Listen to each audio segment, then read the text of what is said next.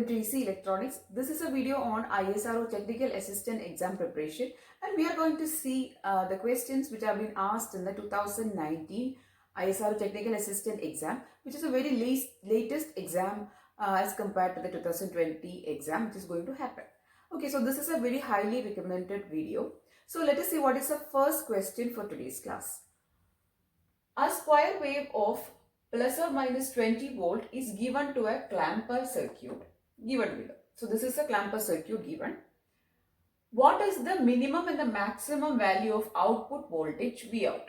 So a square wave is given to a clamper circuit. The peak to peak voltage is 20, that is plus or minus 20 is the peak to peak voltage. Now we are giving this square wave to a clamper circuit, and we don't know whether the clamper circuit is a positive clamper or a negative clamper. So in general, what is a clamper circuit doing? It is going to shift the DC level of your input signal, or it shifts the level of the input signal. That is going to happen when a signal is given to a clamper circuit. There are two types of clampers generally, positive clamper and negative clamper. Positive clamper means it shifts your input signal to the positive side or above the ground. So that is a positive clamper. For a negative clamper, it clamps signal below the ground or to the negative side. So that is a positive and a negative clamper. And if you see the output voltages of a positive and a negative clamper, it will be like this. So if you are going to give a square wave like this, so this is a square wave, and this square wave is having a peak to peak voltage of 2 volt. For example, if this is being given to a positive clamper, then the output waveform will look like this. Positive clamper means it is going to clamp your signal to the positive cycle, right? So the signal will be majorly in the positive side, and or it will be above the zero level or the ground level. So here the value of your peak signal will be 2V minus V0, and here the value of the negative cycle will be minus V0. Now V0 is the voltage drop across the diode. So we know that in the clamper circuit there is a diode. So this diode's voltage drop across the, that is, or the cutoff voltage or the voltage threshold of the diode is V0. Okay, so this is the case for a positive clamper circuit. Now, if a negative clamper is being used, then what will it do? It will shift the signal to the negative side. So the signal will be majorly present in the negative side. So like this the signal will occur. So I'm just drawing a rough figure. So this is plus V0 and this is minus 2V minus V0. Okay, so I hope you can see this. So this is the negative peak value, that is 2V minus V0, and this is plus V0. Here again, V0 is the voltage drop across your diode. Now, in the question, they have given that a square wave of plus or minus 20 volt is given to a clamper circuit. They are not saying that whether the circuit is a positive clamper or a negative clamper. We have to find it. Again, what is the minimum and the maximum value of the output voltage? Okay, so how to identify this? That is, whether the given circuit is positive clamper or negative clamper is by looking at the diode. If the diode is pointing upwards, then the given circuit is a positive clamper, and if the diode is pointing downwards, then it is a negative clamper. So in this circuit, the diode is pointing upwards, right? So it is a what type of clamper? It is a positive clamper. So since the diode is pointing upwards, this is a positive clamper circuit. So the figure will roughly look like this. That is, majorly your signal output will be present at the positive half cycle only. Okay, so the value of the maximum voltage is 2V minus V0 and negative voltage is minus V0. Now, it is also given in the question that the diode is an ideal diode. I have not written in the board. Anyway, it is given in the question that the diode is an ideal diode. And there is a voltage connected here with the value of 10 volt. Okay, so since there is, this is an ideal diode, there is no other voltage drop across the diode. So our V0 value will be equal to 10 volt. Okay, so our V0 value is equal to 10 volt and V value is equal to, since it is plus or minus 20, the value of V is 20. Okay, so V0 value is 10 volt and V value is 20. Now, if you substitute in this equation and here, you will get the maximum and the minimum value. So, what is the minimum value? It is minus V0, means it is minus 10. And 2V minus V0 means 2 into V is 20. 2 into 20 minus 10 is 30. So, the maximum value is 30 volt and the minimum value is minus 10 volt. So, here the correct answer is, here it is, first the minimum value is given. So, minus 10 plus 30 is the correct answer for this question. So, the correct answer is option D.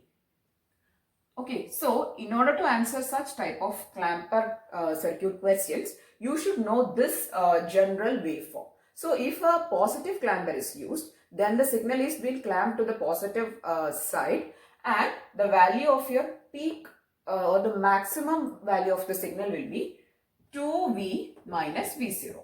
Okay, and the minimum value will be minus V0 for a positive clamper circuit. For a negative clamper circuit, the maximum value is plus V0 because only a little amount of waveform is present at the positive side and rest is present at the negative side.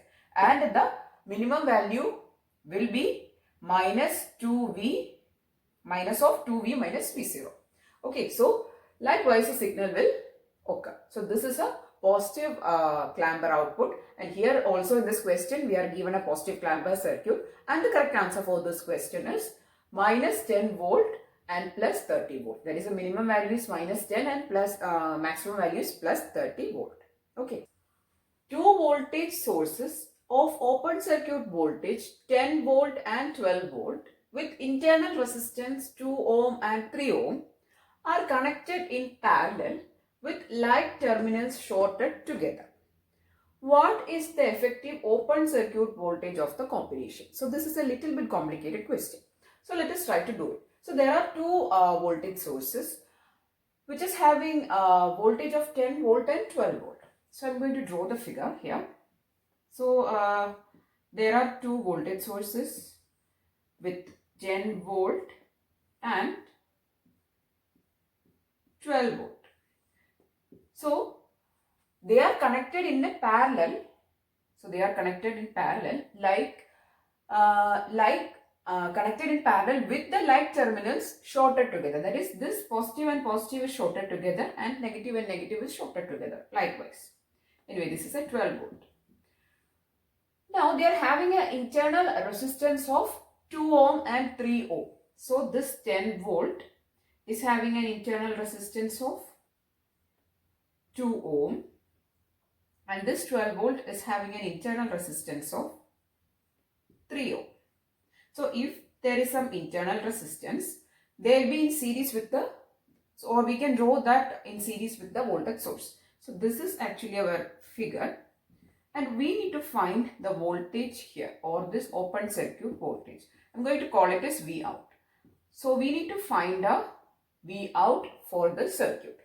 So here if you see, there are two voltage sources and they are not equal in magnitude. One is 12 and one is 10. So this is actually a very bad practice.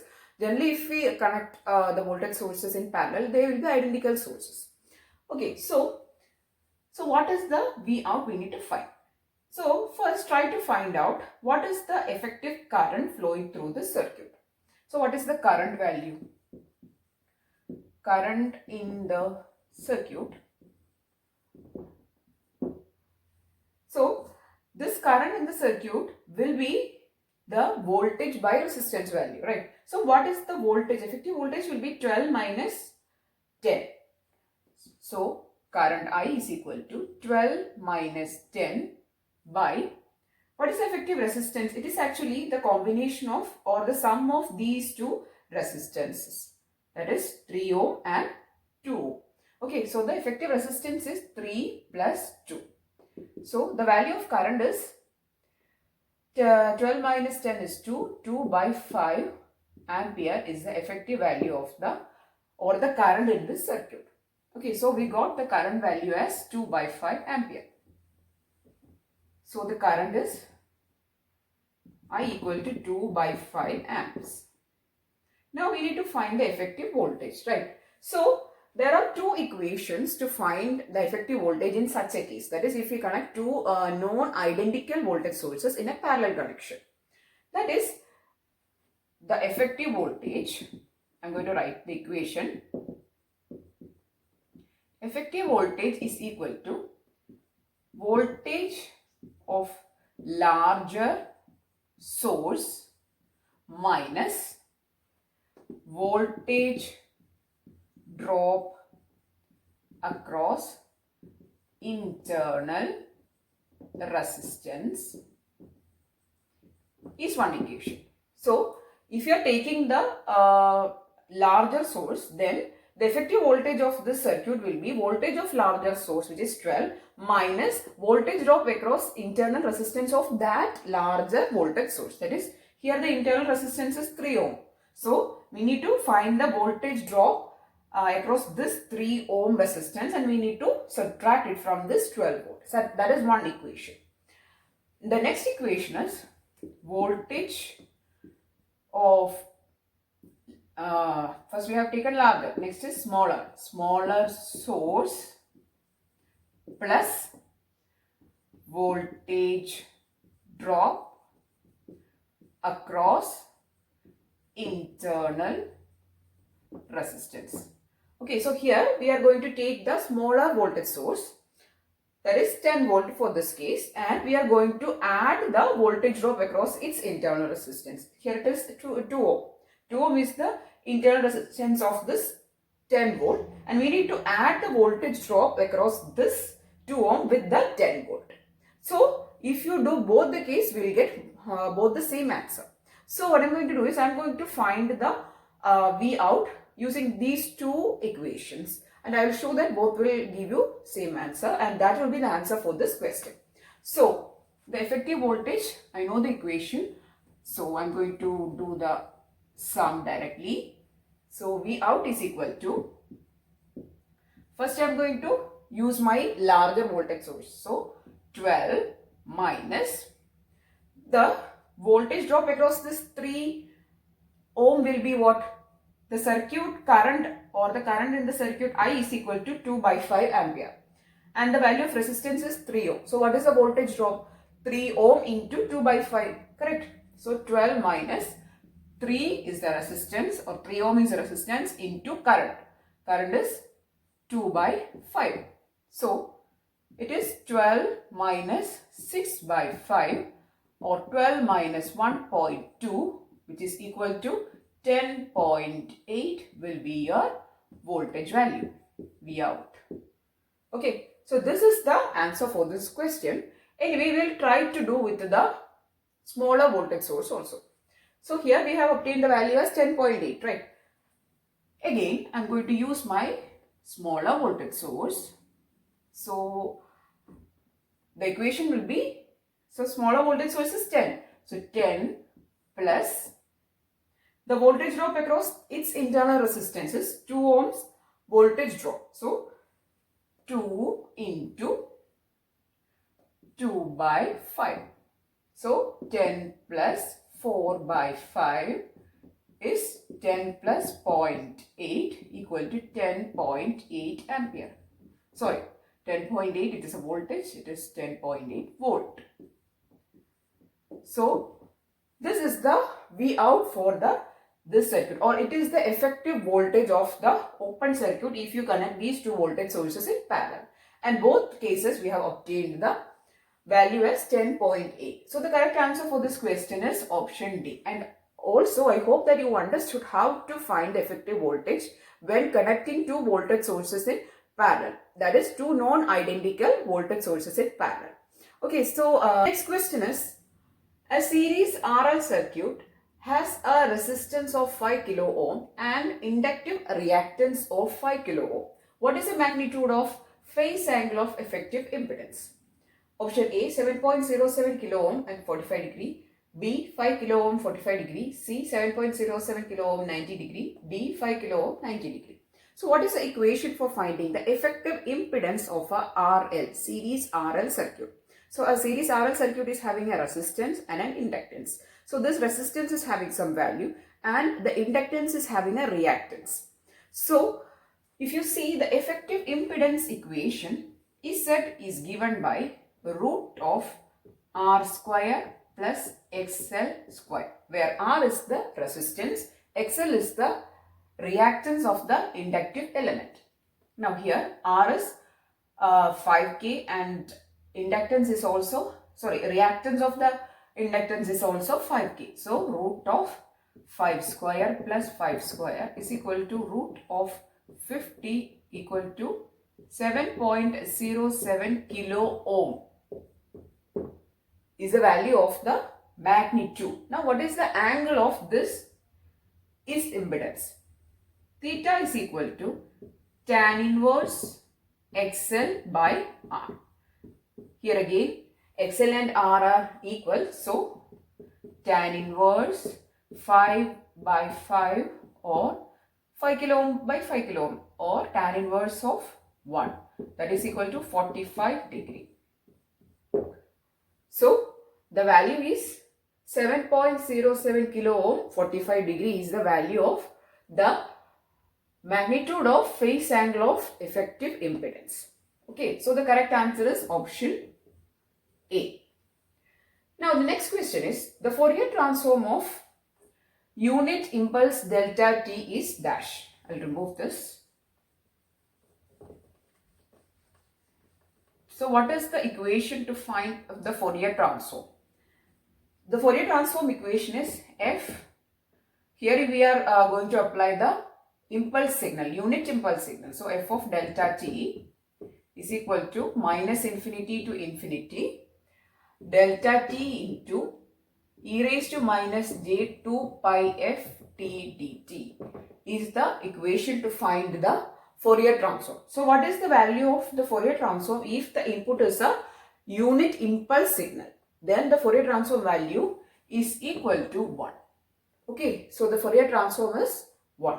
And the correct answer for this question is option B is the correct answer. Next question is, in a three-phase balanced star connected system, the phase relationship between line voltages and respective phase voltages dash. A. Line voltage leads phase voltage by 30 degree. B. Line voltage lags phase voltage by 30 degree. C. Line voltage leads phase voltage by 120 degree. D. Line voltage lags phase voltage by 120 degree. So what is actually a star connection? So here we are going to connect three coils. There is three similar coils like this.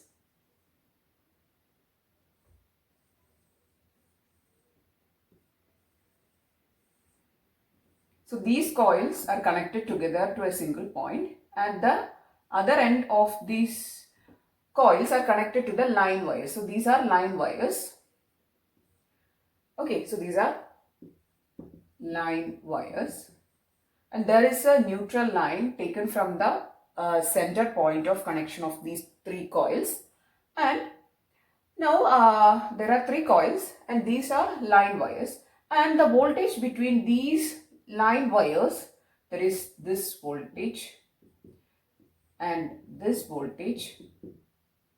So similarly, the voltage between these line wires are known as line voltage. So that is line voltage. Voltage between any two line wires is termed as line voltage. Now what is phase voltage? So there was a wire taken from this center and this is called the neutral wire or neutral line, and the voltage between the line wires and this neutral line is called phase voltage. So phase voltage is between line wire and neutral line. So line voltage is between lines. So the voltage between any two line wires or lines is called line voltage, and the voltage between the neutral line and the line or line wire is called a phase voltage. Now some properties of this star connection is that one property is these lines are connected 120 degree apart. So this is 120 degree, this is 120 degree, and also this is 120 degree. And the next property is actually asked in the question. The line wires or the line voltage is 30 degree leading than that of the phase voltage. So this is the phase voltage, which is a voltage between the line wire and the neutral. And that voltage and this line voltage is related like the line voltage is 30 degree leading than that of the phase voltage. Okay, so that is the relationship, and that is asked in the question that what is the relationship between the line voltage and the respective phase voltage. So it is actually leading by 30 degree. So the line voltage leads phase voltage by 30 degree. So the correct answer for this question is option A. So this is the star connection, and these are the line wires and the line voltage and phase voltage. These are the questions which I have included in this video. We'll be seeing in the next video with more questions from the 2019 Technical Assistant exam.